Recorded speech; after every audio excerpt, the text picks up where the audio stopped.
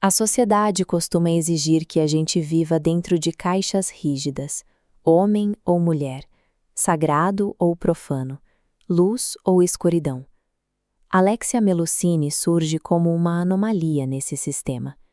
Os registros a descrevem como alguém que habita o território entre mundos, uma figura metade humana e metade mistério.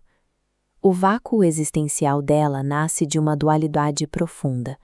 O corpo biológico masculino abriga uma alma feminina, descrita como envolvida por um manto uterino. É uma essência que navega pela forma física sem se deixar limitar por ela. Para sobreviver em um espaço onde você não se encaixa em lugar nenhum, o caminho exige buscar poder justamente naquilo que os outros mais temem, a própria escuridão. Ao abrir este dossiê, começamos a compreender uma fusão única de arte, espírito e uma jornada de autodescoberta que recusa definições simples. Essa identidade complexa se mantém de pé através de arquétipos internos extremamente vigorosos. São eles que moldam a percepção de mundo e o propósito da Alexia. Aqui, a identidade deixa de ser um rótulo passivo recebido no nascimento para se tornar um projeto de escavação e construção ativa. O núcleo da espiritualidade de Alexia reside em sua conexão central com as pombagiras. Frequentemente, essas entidades são alvo de preconceito e crenças que insistem em demonizá-las, tentando reduzir sua complexidade ao medo. O dossiê apresenta uma realidade diferente. Elas atuam como rainhas poderosas, forças guardiãs e presenças libertadoras. Ao reescrever a história dessas figuras espirituais marginalizadas, Alexia valida a sua própria luta por espaço. Reconhecer a soberania delas é o caminho para legitimar sua própria existência na margem. A arte funciona como a ferramenta exclusiva para canalizar essa força.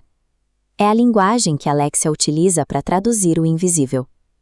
A estética visual dela herda a agressividade do heavy metal dos anos 80. Essa influência se mistura à atmosfera densa e melancólica do pós-punk e do universo gótico underground. No campo literário, o trabalho dela dialoga com o horror psicológico clássico de Edgar Allan Poe e também incorpora as tensões do terror psicológico contemporâneo de Stephen King. O dossiê utiliza o termo mediunidade imagética para explicar suas obras. Caveiras, monstros e figuras distorcidas funcionam como fotografias diretas do plano psíquico e não como simples criações da imaginação. Para a Alexia, a tela em branco opera como um portal direto, trazendo o plano espiritual para a nossa realidade física. O mundo interno dela revela um mapa psicoarquetípico em equilíbrio constante entre extremos. No topo, encontramos uma intuição afiada, criatividade explosiva e uma capacidade de empatia que sente o mundo em um volume altíssimo. A base do mapa é ocupada pelas sombras, uma exaustão espiritual pesada, a solidão profunda e uma autocrítica corrosiva. Essas sombras operam como uma carapaça de proteção. Elas funcionam como um escudo que blinda a força espiritual da Alexia contra as pressões do mundo exterior. A verdadeira força espiritual nasce do ato de abraçar as próprias sombras para proteger a luz que existe dentro delas. Não existe liberdade fugindo dos próprios demônios. No clímax dessa jornada, Alexia faz uma declaração definitiva de posse. Quero esse corpo para mim. Essa frase sela um pacto espiritual profundo. É o nascimento do divino feminino assumindo sua própria materialidade. A partir dessa aceitação surge um dever triplo: educar sobre o papel das pombagiras e utilizar a arte como ferramenta para canalizar visões. Ao transformar sua própria estranheza em poder, Alexia assume a missão de ser um farol de sobrevivência para a comunidade LGBTQIA+ marginalizada. Sua história oferece um ponto de referência para quem também vive à margem. O ato de curar a própria alma estilhaçada serve como pré-requisito para se tornar uma guardiã. Só quem entende a própria escuridão consegue iluminar o caminho para os outros.